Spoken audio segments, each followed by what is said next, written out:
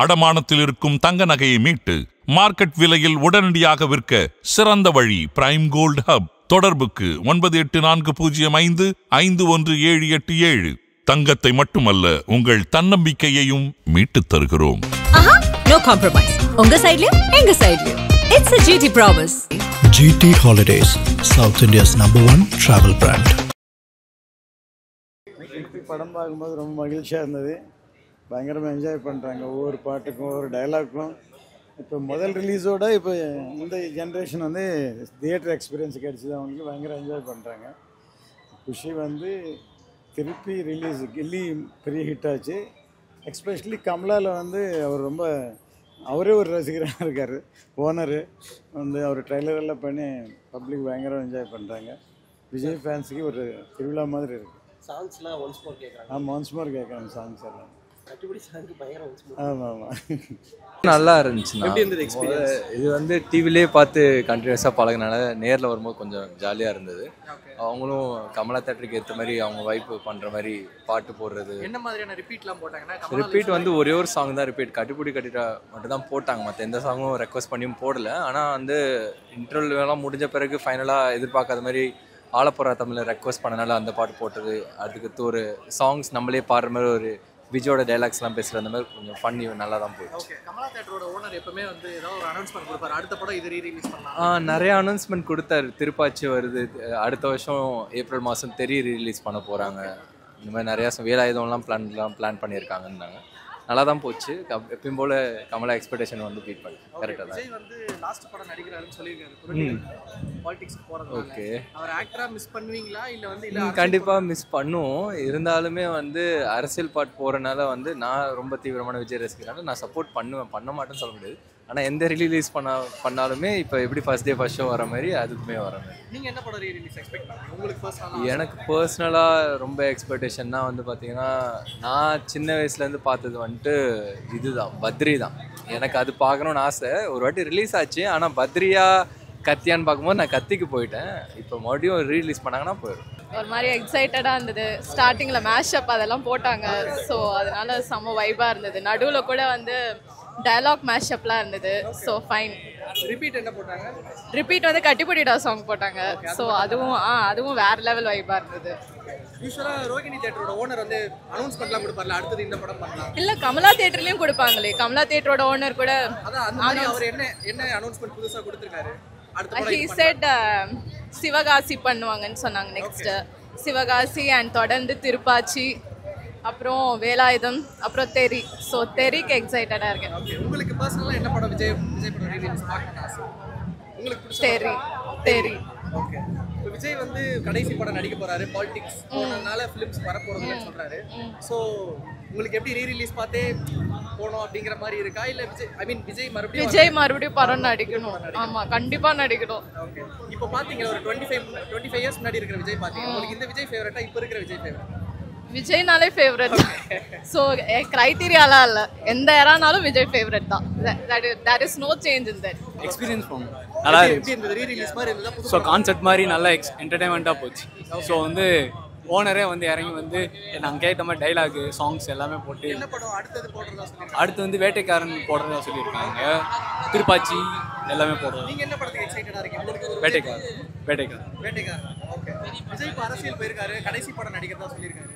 Vijay miss பண்ணுவீங்களா இல்லை அரசியல் வரது நல்லது தான் நினைக்கிறேன்? அரசியல் வர நல்லா தான் நினைக்கிறோம். அதே இது அங்கேயே பார்த்துட்டு தானே இருக்கும் அவரை. ஸோ வந்து மிஸ் பண்ண மாட்டோம். ஸோ ஃபிலிம்ஸில் பார்க்குறதா இந்த மாதிரி ரீரிலீஸ் வந்து செலிப்ரேட் ஃபிலிம்ஸ் மட்டும் தான் கொஞ்சம் மிஸ் பண்ணோம். அடுத்தது ஜனநாயகன் வருது, அதை நல்லா என்டர்டெயின் பண்ணி பார்ப்போம். அதான் சைல்ட்ஹுட்டில் பார்த்து வளர்ந்தது தான். அப்படியே ட்ரூ பேக் டு சைல்ட்ஹுட் போன மாதிரி தான் இருந்துச்சு. அண்ணா படம் எல்லாமே அப்படி தானே, சைல்ட்ஹுட்டோட கனெக்ட் ஆகி தானே அண்ணாவுக்குள்ள தானே வளர்ந்ததே நாங்கள். ஸோ நல்லா இருக்குது. இந்த படம் வந்தப்பனா நான் பானே ஆகலை. ஸோ நல்லா கனெக்ட் ஆகி நம்ம டிவியில் பார்த்து இங்கே பார்க்குறப்போ அது மாதிரி தனி வைபா டைலாக்லாம் பேசுறது நல்லா இருக்கு. ஓகே, இப்போ 25 இயர்ஸ் முன்னாடி விஜய் எப்படி இருக்காருன்னு பாத்தீங்களா? சாக்லேட் பையா இருக்கு. இப்போ இருந்த விஜய் ஃபேவரட்டா இப்போ இருக்கிற விஜய் ஃபேவரட்? அண்ணானாலே ஃபேவரட் தான். அண்ணா எப்படி இருந்தா என்ன, அண்ணா இங்க இருந்தாலும் சரி ஆட்சிக்கு வந்தாலும் சரி அண்ணா தானே. ஓகே, இப்போ பொலிட்டிக்கல் போயிருக்காரு, இதோட படம் நடிக்க மாட்டாருன்னு சொல்லுங்க. ஆமா, அது வந்து உங்களுக்கு வருத்தத்துக்குரிய விஷயம். அது எப்படின்னா ரொம்ப கஷ்டமா தான் இருக்கு. அண்ணா படம் இல்லாம ஒரு ஃபர்ஸ்ட் டே ஃபர்ஸ்ட் ஷோலாம் இல்லாம அது நல்லா இருக்காது.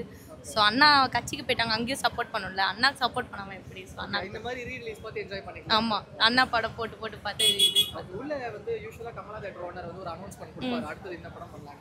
இந்த தடவை என்னென்ன பண்ணலாம்? திருப்பாச்சி, சிவகாசி, தேரி எல்லாமே மாஸ் படமாக சொல்லியிருக்காங்க.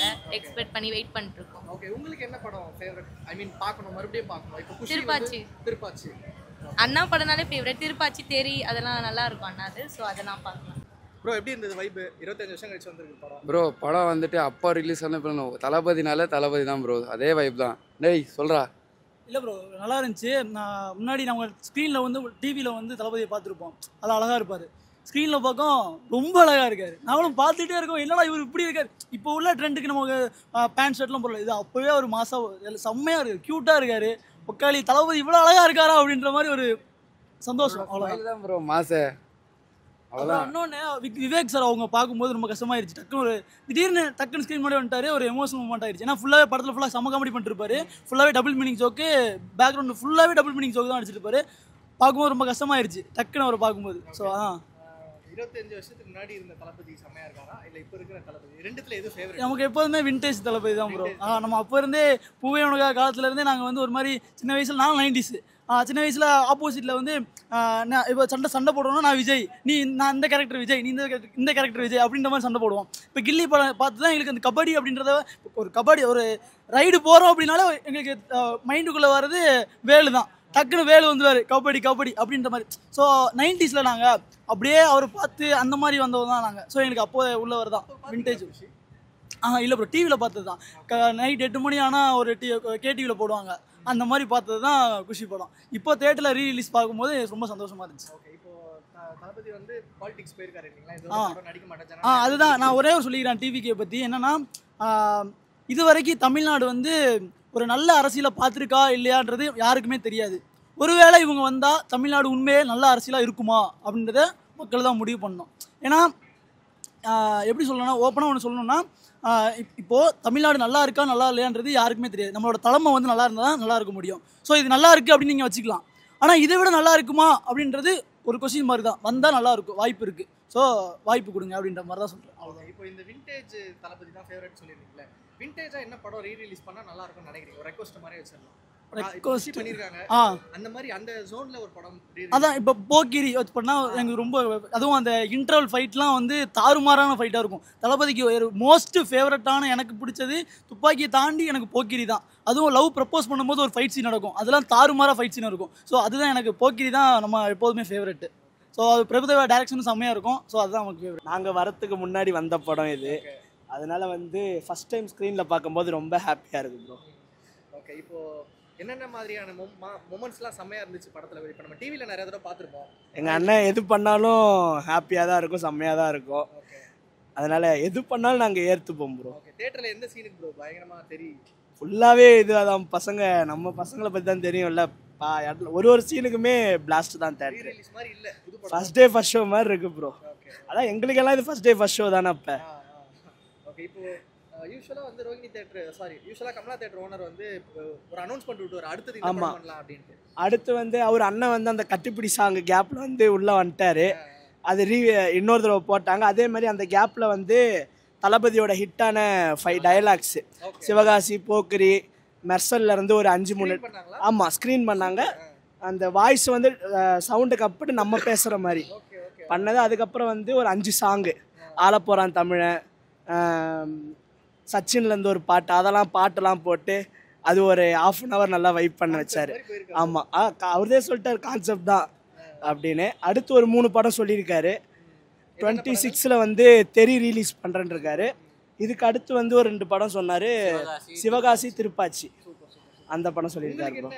இந்த படம் எனக்கு இந்த படம் ரீ-ரிலீஸ் ஆனால் ரொம்ப ஃபேவரட்டாக போய் பார்ப்பேன் அப்படின்னா என்ன படம் சொல்லுங்கள்? எந்த படம் இருந்தாலும் போய் பார்ப்போம் ப்ரோ, எந்த படமாக இருந்தாலும் பார்ப்போம். ஓகே, இப்போது விஜய் வந்து பொலிட்டிக்கல் மூமெண்ட்டில் வந்து பயங்கரமாக கான்சென்ட்ரேட் பண்ணிருக்காரு. சினிமா கடைசி படம் அப்படின்னு ஜனநாயகனை அனௌன்ஸ் பண்ணியிருக்காங்க. ஆமாம். ஸோ இது வந்து ஓகே அரசியல் போகிறது நல்லது தான் அப்படின்ட்டு உங்களுக்கு ஆறுதலாக இருக்கா, இல்லை ஐயோ படம் நடிக்காமல் போகிறாரு அப்படிங்கிறது வருத்தமாக இருக்கா? ரெண்டுமே வந்து அதாவது எது பண்ணாலும் ஏற்றுக்கிறோம். ஆனால் என்னன்னா வந்து ஒரு அரசியல் வந்து நமக்காக எல்லாத்தையும் விட்டு வராரு. அதனால் இதையும் நம்ம அந்த பாகுபலியில் சொல்லுவாங்களே, சாமி நம்ம கூட வாழ வருதுன்னு, அது மாதிரி நம்ம கூட ஒரு வாழ வராரு.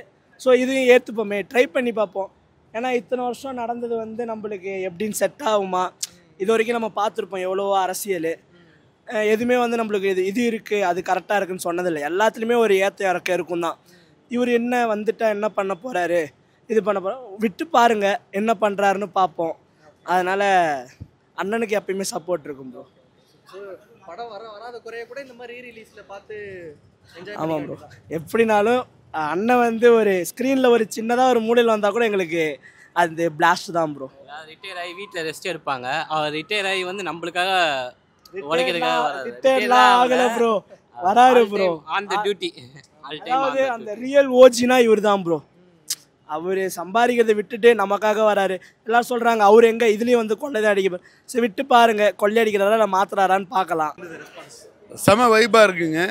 ஹோல் தியேட்டர் வந்து டான்ஸ் பண்ணிக்கிட்டு இருக்காங்க. பயங்கர சந்தோஷமாக இருக்குது. அடுத்த படம் என்ன சார் எக்ஸ்பெக்ட் பண்ணுங்க விஜய் சார்? இப்போ அடுத்தது வந்து நம்ம சைட்லேருந்து சிவகாசி பிளான் பண்ணிகிட்டு இருக்கோம்.